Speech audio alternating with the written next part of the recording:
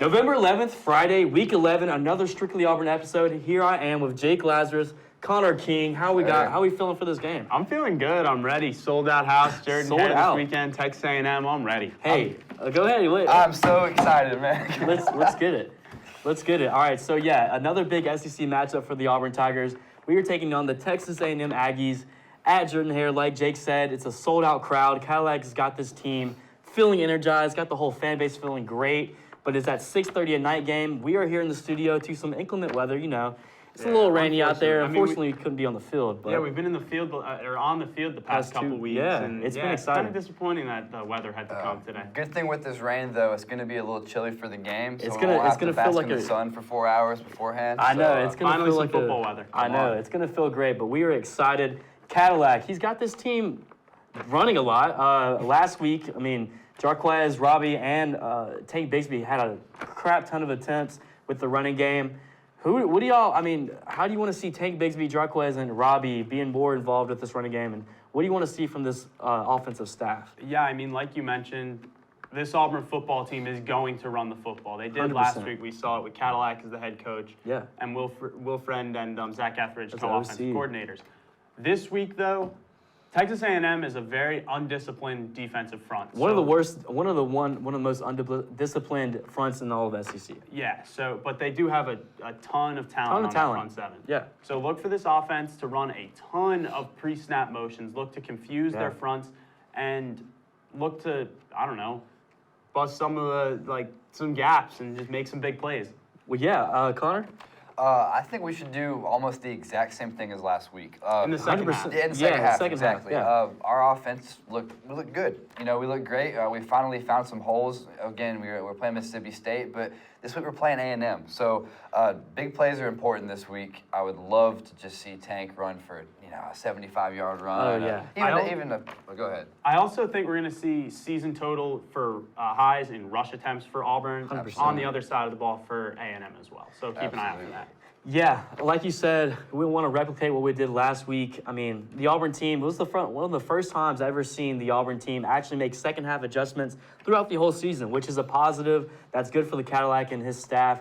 But, A&M's rushing defense is the worst in the SEC for rushing yards allowed per game. So look for that, for Auburn to just be able to run all over A&M with Jarquez and Tank. Hopefully we see some younger guys again. But, I mean, we're going to be running the whole time, but do you think we should pass the ball any? I mean, do you want to see Robbie sling it? I mean, yeah, of course. You can't rely solely on the run game. Yeah. But if there was ever a time in Auburn's season to rely heavily on the run game, It's now. this is the week. Yeah, On the other 100%. side of the ball, though, A&M's got to do the exact same thing. Because Yeah. Auburn's run defense is one that's been pretty lackluster this year. Yeah. Auburn gives up almost, I think it's 5.6 yards a carry. So it's not just Auburn who's going to be running the ball. A&M's going to be doing the exact same thing. Yeah, Connor, I mean, what do you want to see from our passing game to combat A&M's, they know we're going to be running the ball. Do you want to see anything different from the passing game? I want to see us pass the ball, but I don't want us to force anything at all. It seems smart, like yeah. most of the time when we're throwing the ball, something's being forced. Ashford throws the ball out a lot or ends up getting on a run that he shouldn't be on and loses some yardage. But if we can get a few quick slants and maybe one or two deep plays, that'd help our run game out a lot too and open up some gaps. I think it's all about balance. We can't run the ball 130 times tomorrow, but We definitely could, We but- could. It's possible, but I think we can and we will. I think I think we're with- going to see some season highs in rush attempts for this Auburn do team. y'all Split think that? between- Go ahead.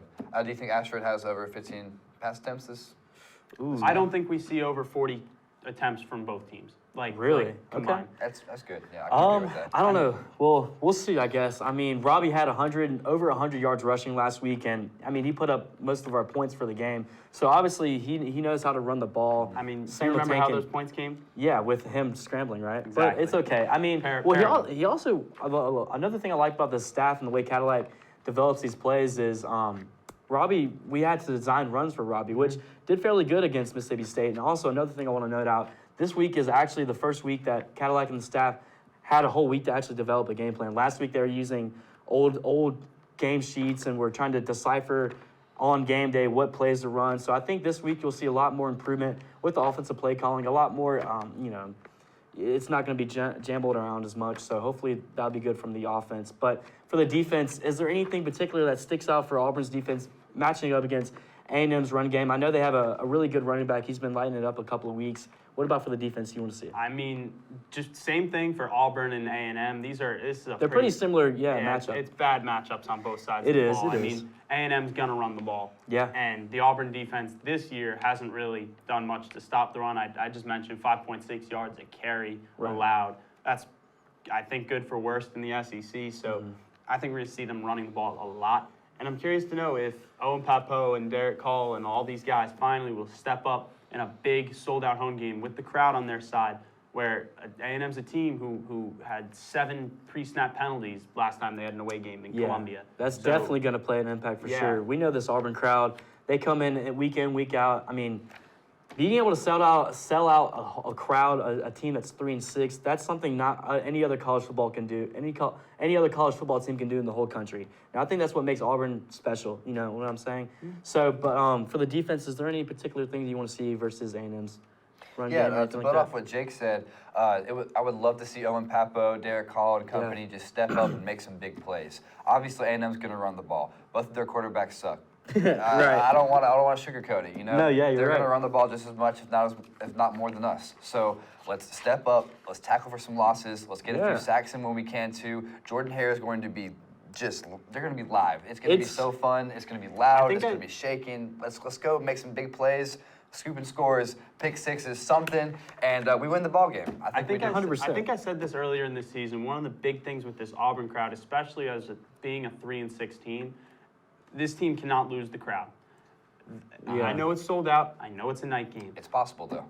This team has to show up. We saw it in the Georgia game and the Penn State game. They had the crowd on their side through the first quarter.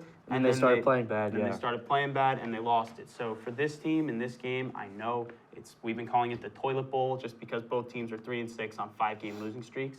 Auburn cannot lose the crowd this week.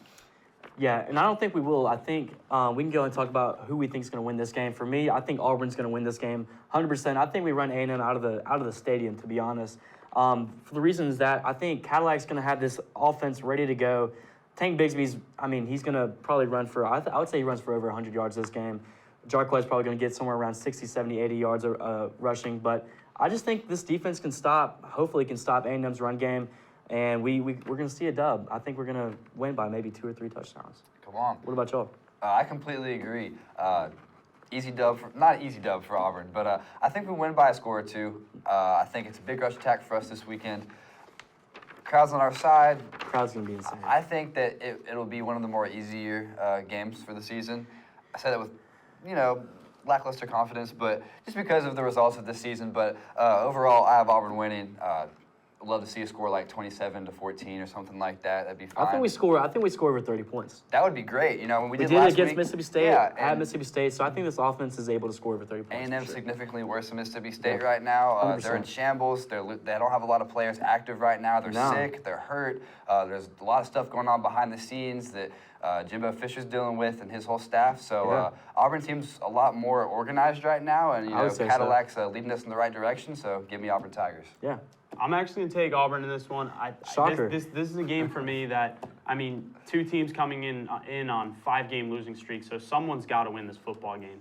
A&M's been... Well, that's usually how most college football games go. Somebody has to win. Well, we said it against Missouri as well. Yeah. That was one of the worst college football games I've personally ever watched, and it felt like both teams lost. It was a rough So for this one, someone's got to go on a 6-game losing streak.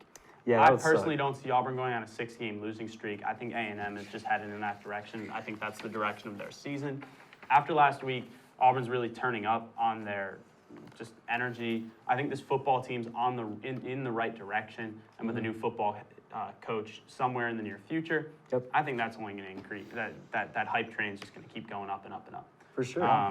I think Auburn wins this one. I think the final score is 27-24. I think this is a good game through 4 quarters, and I think Auburn wins on a game-winning drive. That'd be exciting to see too. I think Ashford. I think we win this game on a Robbie Ashford. He's going to scurry in on like a 3rd down from like that'd be pretty the 20-yard line. That's just how I see this. We know he's good at that, but yeah, y'all gave score predictions. I think Auburn wins like 35-21 type thing. Right. I really think Cadillac's got this team ready to go. And I just think we're going to run A&M out of the stadium. Come on. But that wraps up our preview of Auburn versus A&M.